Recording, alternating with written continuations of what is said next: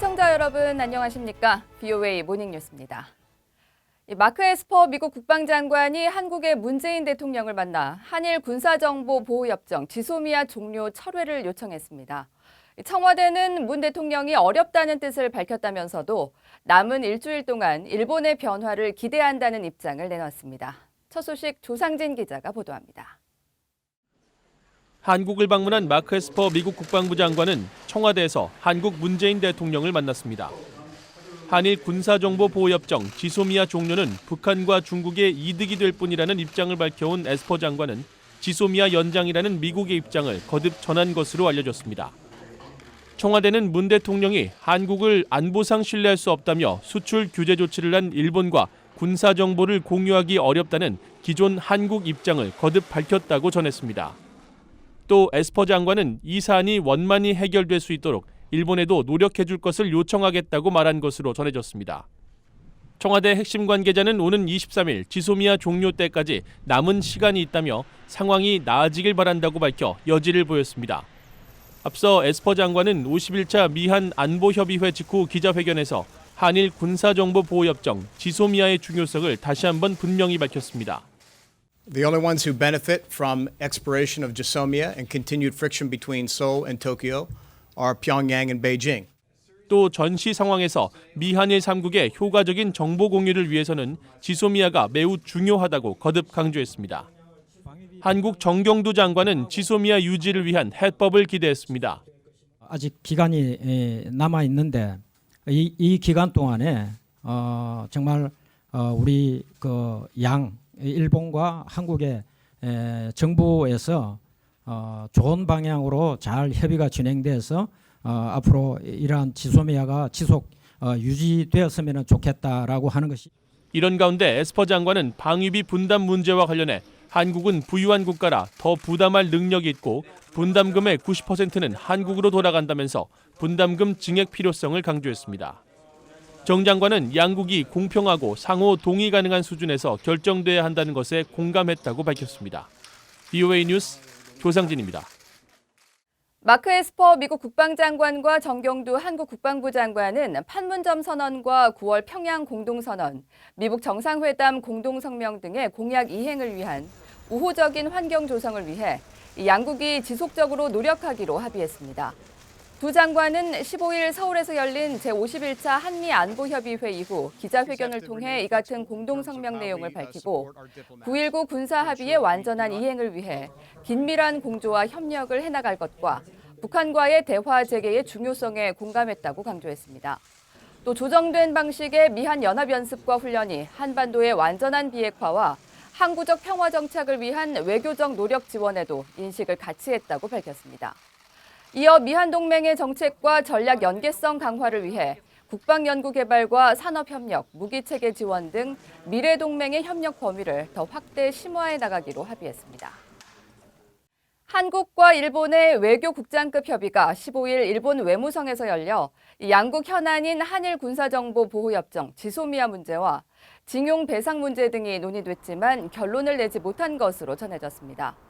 일본 측은 이날 회의에서 지소미아 유지 입장을 밝히며 한국 정부의 현명한 대응을 주문했고 한국 측은 일본이 수출 규제 조치를 조속히 철회해야 지소미아 연장이 가능할 것이라는 입장을 밝혔습니다. 이날 회의에서는 또 징용 배상 판결 문제 해법에 대해서도 논의됐으며 한국은 한일 양국 기업의 자발적인 참여로 위자료를 지급하는 방안을 토대로 해법을 찾자는 입장을 내놓은 것으로 전해졌습니다. 하지만 일본 측은 1965년 체결한 한일 청구권 협정으로 모든 배상 문제가 해결됐으며 한국 정부가 한국 대법원에 징용 배상 판결로 야기된 국제법 위반 상태를 시정해야 한다는 기존 입장을 거듭 밝힌 것으로 알려진 가운데 일본 외무성은 징용 소송 문제 조기 시정을 한국 정부에 요청했다고 밝혔습니다. 유엔에서는 영국과 프랑스, 독일 등 유럽 3국이 최근 잇따랐던 북한의 미사일 발사를 규탄하는 성명을 발표했습니다. 또 제3위원회에서는 15년 연속 북한 인권 결의안이 통과됐는데요. 61개 국가가 참여한 공동 제안에 한국은 참여하지 않았습니다. 오택성 기자입니다. 영국과 프랑스, 독일 세 나라는 뉴욕 유엔 본부에서 열린 안보리 대북제재위원회 비공개 회의 뒤 북한의 미사일 발사를 규탄하는 3국 공동 성명을 발표했습니다. 북한이 지난 5월부터 12차례 미사일을 발사한 데 대해 심각하게 우려한다며 북한은 완전하고 검증 가능하며 돌이킬 수 없는 방식으로 모든 대량 살상 무기와 탄도미사일 프로그램을 포기하기 위한 구체적인 조치를 취하라고 촉구했습니다.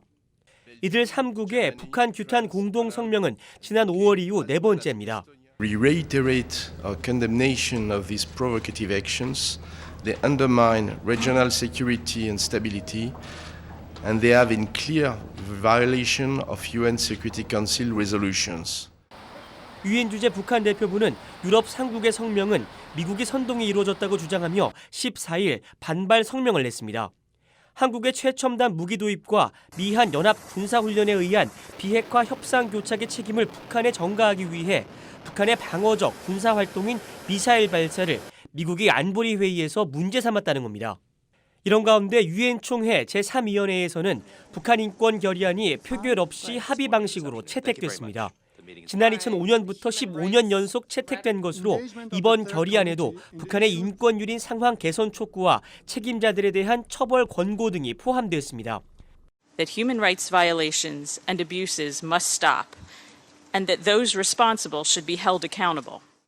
북한 측은 또다시 반발하며 결의안 채택을 전면 거부했습니다. The draft resolution has nothing to do with the protection and promotion of the genuine human rights, as it is typical manifestation of politicization, selectivity, and double standard of human rights.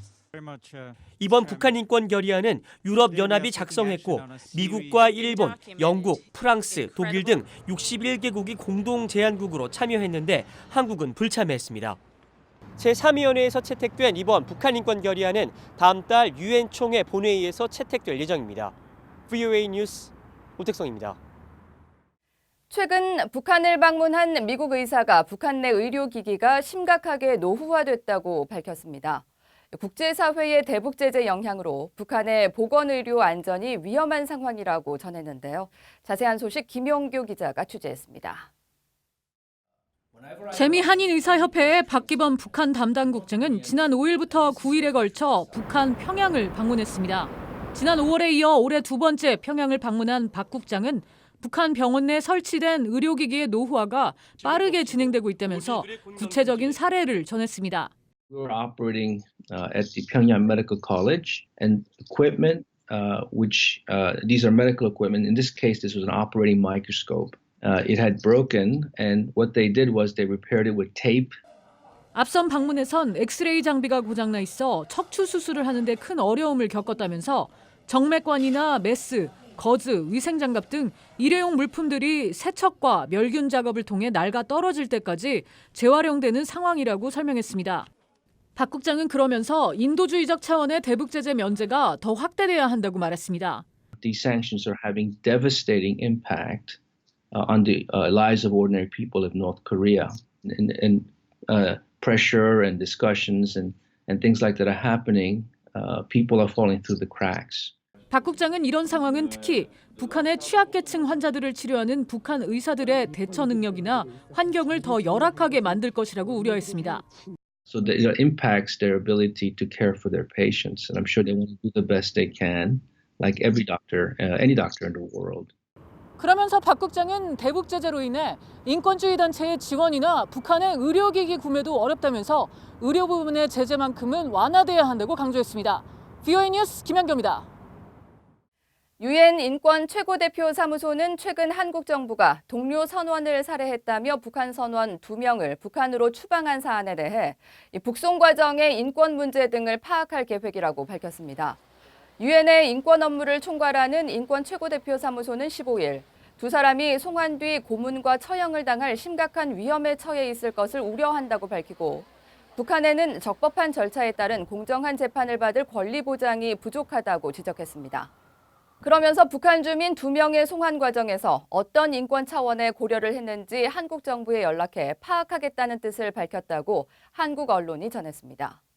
인권 최고대표 사무소 측은 유엔은 고문 방지 협약과 국제인권법에 근거해 심각한 고문 위험에 처한 개인의 강제 송환을 금지하고 있다면서 한국 역시 고문 방지 협약과 시민적 정치적 권리에 관한 국제규약 가입국이라고 지적했습니다. 이상으로 BOA 모닝뉴스를 마칩니다. 시청해주신 여러분 고맙습니다.